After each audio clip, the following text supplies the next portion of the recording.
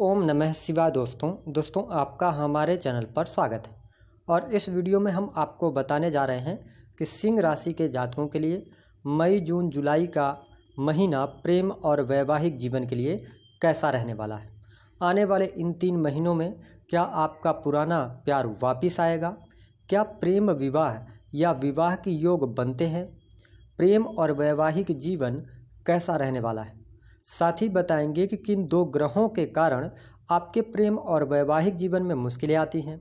यदि आप उनके उपाय कर लें तो आपको लाभ मिल जाए। और इसके साथ ही 2 ऐसे शब्द जिनके चमत्कार देखने को आपको बहुत जल्दी प्राप्त हो जाएंगे।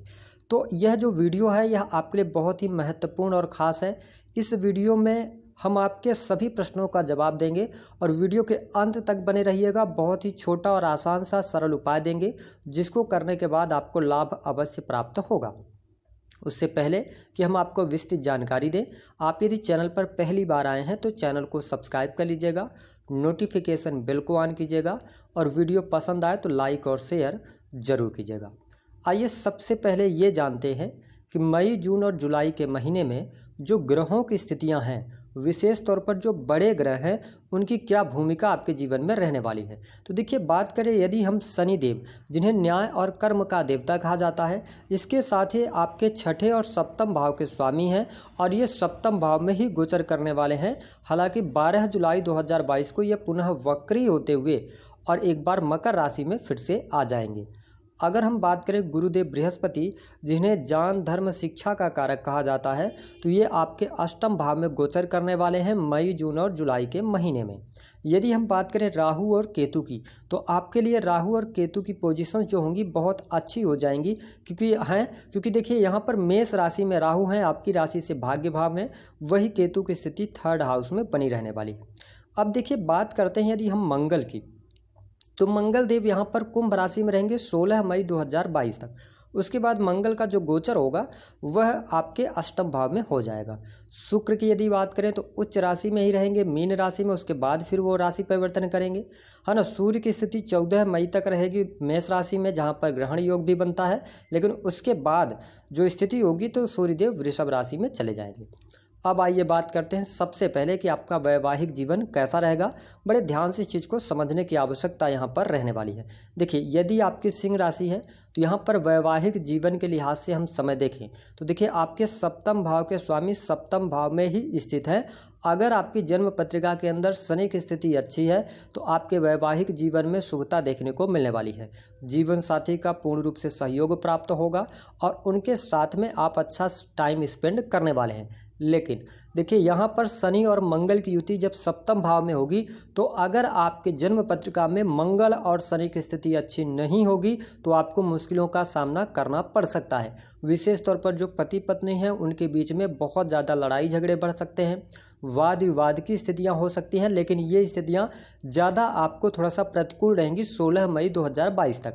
लेकिन उसके बाद जैसे ही मंगल का गोचर हो जाएगा तो आपके वैवाहिक जीवन में काफ़ी हद तक शुभता देखने को मिलने वाली है। बस इस बात का ध्यान रखना है कि छोटी छोटी बातों को आप तूल ना दें। कारण ये होगा कि मंगल देव जब तक 7वें भाव में रहेंगे तब भी मांगलिक कुंडली का निर्माण होगा और उसके बाद मंगल देव आपके 8वें भाव में आ जाएंगे। तो फिर यहाँ पर 16 मई के बाद आपके वैवाहिक जीवन में शुभता अवश्य मिल रही है, लेकिन जीवन साथी के स्वास्थ्य यहाँ पर खराब रह सकता है, तो इसको लेकर थोड़ा सा ध्यान दीजिएगा। और यदि आप सिंह राशि वाले जातक जातिका हैं, अब देखिए, यदि आपके लग्न के अंदर राहु हैं या आपके 7वें भाव पर किसी भी प्रकार से राहु की दृष्टि पड़ रही है तो आप समझिए कि यह जो समय होगा यह आपके लिए बहुत ज़्यादा फिर निगेटिव जाने वाला होगा।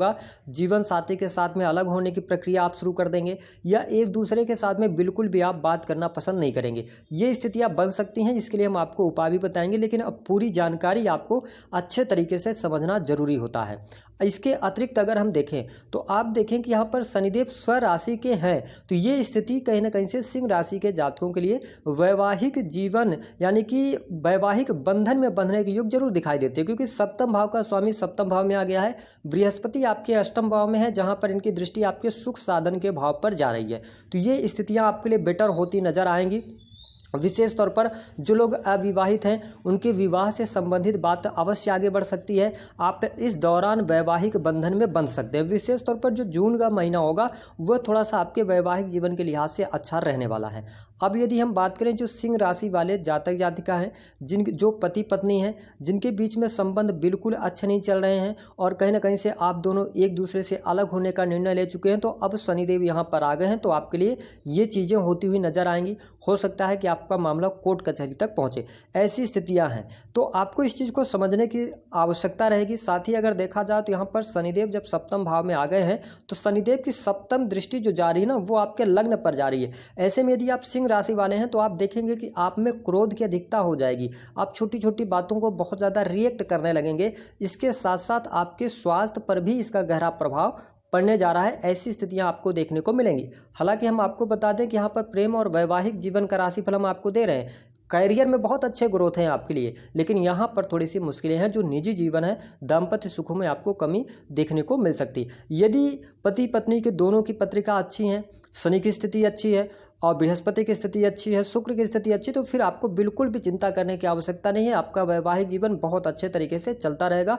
उसमें छोटी मोटी अड़चनें आएंगी, लेकिन आप बातों के माध्यम से उसको सुलझा लेंगे। ऐसी स्थितियां जरूर बनती हुई नजर आने वाली हैं। अब आइए हम बात करते हैं कि यदि आपकी सिंह राशि है तो प्रेम संबंध के लिहाज से कैसा रहने वाला है। तो देखिए, प्रेमी प्रेमिकाओं के लिए अगर हम देखें तो जो आपके पंचम भाव के स्वामी बनते हैं गुरुदेव बृहस्पति, वो आपके अष्टम भाव के अंदर आ गए हैं, जिसके परिणाम स्वरूप अगर देखा जाए तो और शनिदेव की सप्तम दृष्टि आपके लग्न पर पड़ रही है। तो यदि आप सिंह राशि के जातक या जातिका हैं, प्रेम संबंधों के अंदर हैं, तो प्रेमी प्रेमिकाओं के साथ में छोटी मोटी अनबन रहने की संभावनाएं दिखाई देती हैं। हालांकि यहाँ पर बहुत ज़्यादा ब्रेकअप जैसी संभावनाएं नहीं बनती, लेकिन 16 मई से लेकर जो 20 जून तक का समय होगा, इसमें थोड़ा सा अपने वाणी पर आपको नियंत्रण रखने की सलाह ग्रह सितारे दे रहे हैं। क्योंकि हमने ऐसा भी अनुभव में पाया है कि जो सिंह राशि वाले होते हैं, आप सामने वाले को प्रेम तो बहुत करते हैं, लेकिन सामने वाला आपकी कदर नहीं करता है। तो ऐसी स्थितियां रहेंगी। दिल के आप बहुत अच्छे होते हैं, बड़े इमोशनल हो जाते हैं। तो देखिए, प्रेम संबंधों में आपको यह जो 3 महीने रहेंगे, विशेष तौर पर सिंह राशि वालों, आपको बिल्कुल अपने आंख कान को खुला रखना है। क्योंकि कौन सा व्यक्ति आपके बारे में क्या सोचता है, ये चीज़ों की पड़ताल करना आपके लिए बहुत ज़्यादा जरूरी हो जाती है। हालांकि हम देखें कि यहाँ पर गुरुदेव बृहस्पति भले ही अष्टम भाव में हैं, लेकिन इनकी स्थितियाँ थोड़ा सा ठीक हैं, स्वराशि के हैं, तो यहाँ पर आपको प्रेम संबंधों में लाभ देंगे। नए प्रेम संबंध आपके लिए यहाँ पर जून के महीने में स्थापित होते नजर आने वाले हैं। साथ ही हम आपको बता दें कि जो सिंह राशि वाले जातक जातिका हैं, जो प्रेम विवाह करना चाहते हैं, तो देखिए, प्रेम विवाह के करने से पहले आपको थोड़ा सोच विचार जरूर करना चाहिए, जिससे कि आपको लाभ प्राप्त हो। अन्यथा प्रेमी प्रेमिकाओं के बीच में अनबन होने की संभावनाएं ज्यादा बढ़ेंगी। साथ ही आपका जो आप प्रेम विवाह करेंगे, हो सकता है कि वह निर्णय आपका गलत हो जाए। हालांकि अगर देखा जाए तो जो जातक सिंगल है, तो हमने बताया कि जो जून का महीना है, इसमें किसी व्यक्ति की एंट्री हो सकती है, लेकिन इस दौरान जो भी आपके प्रेम संबंध बनने जा रहे हैं, उन प्रेम संबंधों को आप ज़्यादा लंबे समय तक चला नहीं पाएंगे और कहीं ना कहीं से वो व्यक्ति आने वाले समय में आपको चीट अवश्य करेगा। ऐसी स्थितियां यहाँ पर बनती हुई नजर आने वाली हैं।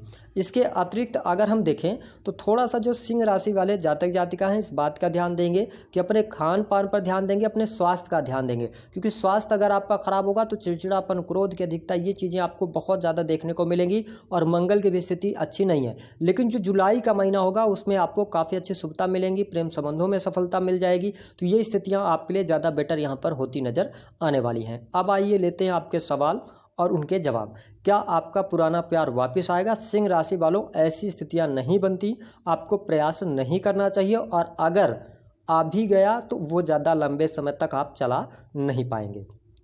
क्या प्रेम विवाह या विवाह के योग बनते हैं? प्रेम विवाह के योग हम उतने अच्छे आपके लिए ग्रह गोचरी स्थितियों के आधार पर नहीं कह सकते, लेकिन विवाह के योग जरूर बनते हैं। सप्तम भाव के स्वामी आ गए हैं सप्तम भाव में, तो यहाँ पर स्थितियाँ बनती हुई नजर आ रही हैं। प्रेम और वैवाहिक जीवन कैसा रहेगा, हमने आपको विस्तृत तौर पे जानकारी दे दी है, आप उसको देखकर लाभ उठा सकते हैं। अब बात करते हैं कि आपके जो जीवन में प्रेम संबंध और वैवाहिक जीवन में मुश्किल पैदा करते हैं, वह 2 ग्रह कौन से हैं। देखिए, यदि आपकी सिंह राशि है तो गुरुदेव बृहस्पति आपके प्रेम संबंधों के मालिक होते हैं, यानी पंचम भाव के ये स्वामी होते हैं। साथ ही अगर वैवाहिक जीवन की बात करें तो यहाँ पर शनिदेव। तो यदि आप प्रेम और वैवाहिक जीवन में शुभता चाहते हैं तो अपने जीवन में गुरुदेव बृहस्पति और शनि को बैलेंस करना बहुत ज़्यादा जरूरी हो जाता है। विशेष तौर पर शनिदेव आपके लग्न अगर देखा जाए सप्तम भाव के स्वामी हैं, तो ये कहीं ना कहीं से वैवाहिक जीवन के में आपको डिस्टर्ब तो करते ही करते हैं, और कहीं लग्न के अंदर राहु आ जाए या बुरे ग्रहों की दृष्टि पड़ जाए सप्तम भाव पर, तो फिर अलगाव जैसी स्थितियां भी ये बना देते हैं।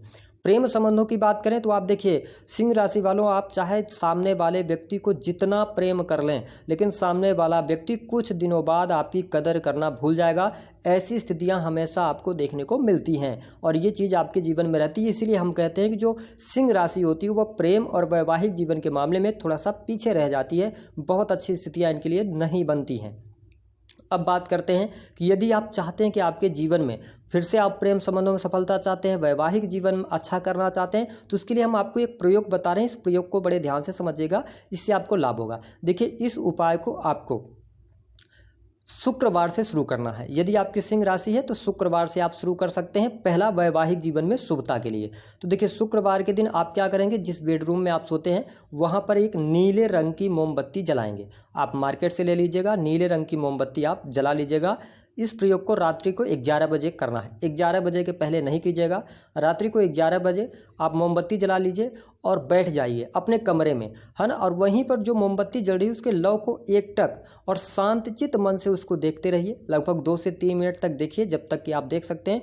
उसके बाद जो मैं शब्द बता रहा हूँ उन शब्दों का आपको प्रयोग करना है। जैसे कि आप चाहते हैं कि आपके वैवाहिक जीवन में शुभता मिले, तो आपको बोलना है कि हे शनिदेव, क्योंकि आपके सप्तम भाव के स्वामी शनिदेव हैं। इस प्रयोग को करके देखिएगा, बहुत अच्छा लाभ मिलेगा।